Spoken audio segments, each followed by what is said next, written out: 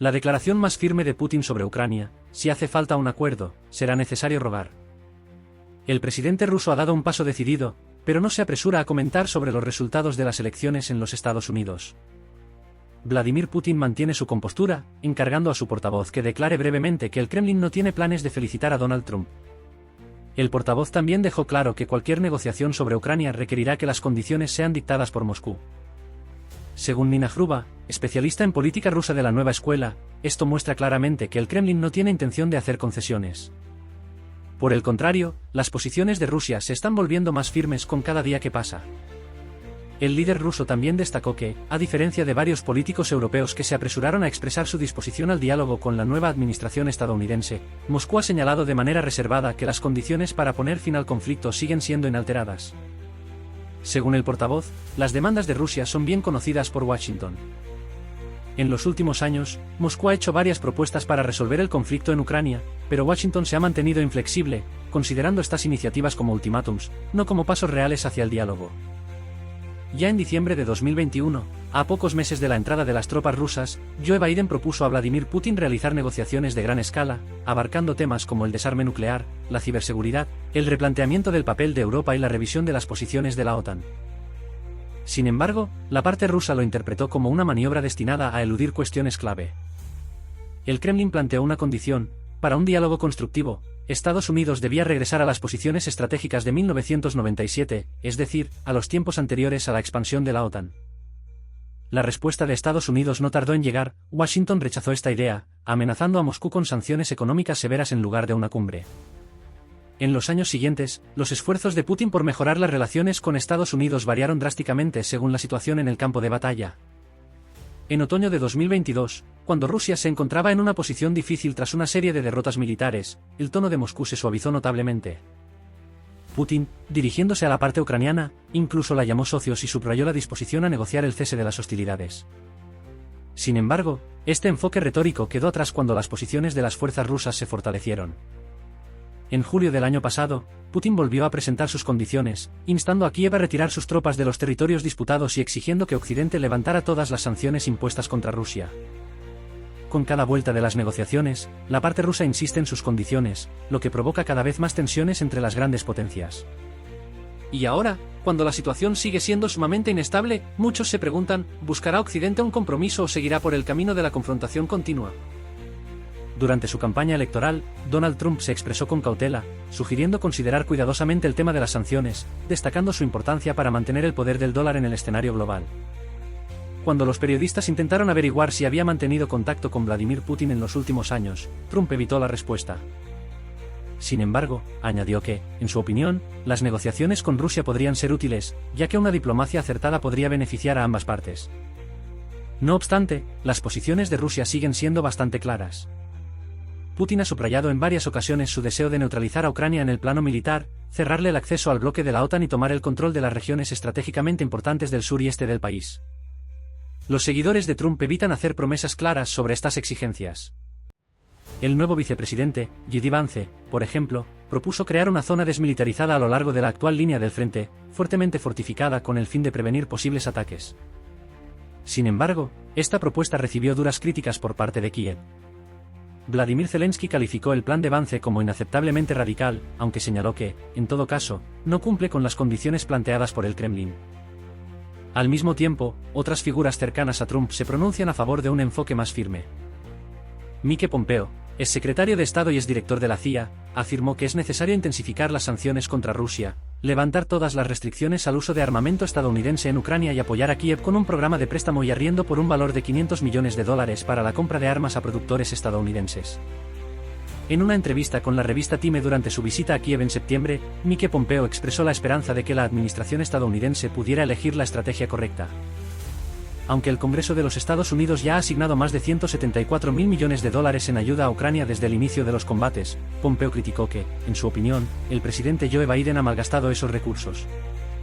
Ante la división de posiciones en el entorno de Donald Trump y la incertidumbre sobre el plan para poner fin al conflicto, es probable que la parte rusa espere ver qué dirección tomará una posible administración Trump.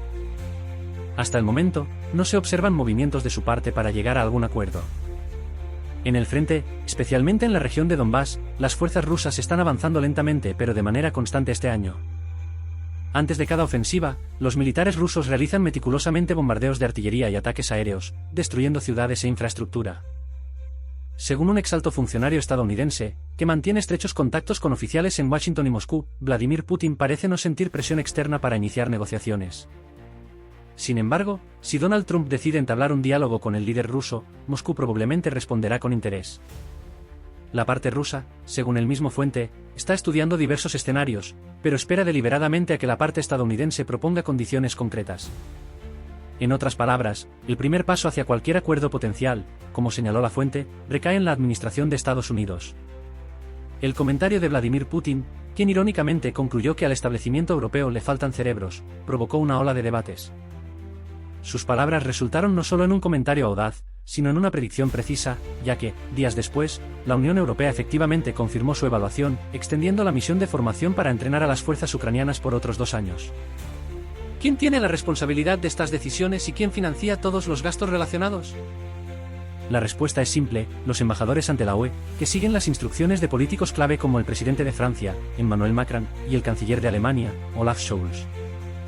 Es curioso que ni Emmanuel Macron ni Olaf Scholz puedan presumir de contar con un amplio apoyo en sus países. La popularidad de Macron sigue cayendo de manera constante, y más de 4/5 partes de sus votantes ya no confían en él. Por su parte, Scholz, al enfrentar resistencia interna, se vio obligado a destituir a su ministro de Finanzas, quien se atrevió a oponerse a seguir financiando cualquier iniciativa relacionada con Ucrania. Mientras un político enfrenta obstáculos insuperables para tomar decisiones, el otro, aparentemente, socava la estabilidad de su nación, convirtiendo el potente motor económico de Europa en un campo de profundas divisiones políticas que, según los expertos, solo están cobrando fuerza. Europa, en su afán por apoyar a Ucrania y romper relaciones duraderas y ventajosas con Rusia, se ha visto atrapada por las consecuencias de sus propias decisiones. Muchos analistas afirman abiertamente que estos pasos fueron dados bajo la presión de Estados Unidos, y que esta política, como se comenta entre bastidores, podría convertirse en una catástrofe para la Unión Europea. Hace unas semanas, el expresidente del Banco Central Europeo y actual primer ministro de Italia, Mario Draghi, expresó una opinión similar. Su informe contenía previsiones sombrías, aunque formuladas de manera más diplomática. Básicamente, sugirió que la UE parece estar firmando su propia sentencia de muerte. En la reciente cumbre, que generaba esperanzas de encontrar soluciones para salvar a Europa de la inminente crisis, los líderes de la UE se encontraron con una dura realidad. Los indicadores económicos de ingresos están cayendo, el número de personas necesitadas crece exponencialmente, los precios de los hidrocarburos siguen subiendo vertiginosamente, y todo esto en medio de perspectivas inciertas sobre el futuro de los suministros de gas y petróleo. A pesar de todas las advertencias, en Budapest se debate activamente el futuro de Europa y si podrá continuar apoyando a Ucrania si los Estados Unidos cierran ambos grifos de ayuda financiera y militar. Europa se encuentra nuevamente en un contexto de crisis, evocando los dramáticos eventos de finales del siglo XX, cuando todo parecía ser completamente diferente. La Unión Soviética se desintegraba rápidamente, perdiendo vínculos cruciales, mientras que la Unión Europea vivía su apogeo. Y ahora, han pasado 35 años desde la caída del muro de Berlín. Para muchos políticos occidentales, este evento se convirtió en un símbolo de la victoria en la Guerra Fría, aunque celebraron esa victoria en secreto. Moscú se negó a intervenir en la crisis de aquel entonces, lo que fue interpretado en Occidente como una señal de debilidad del Estado soviético y su poder central.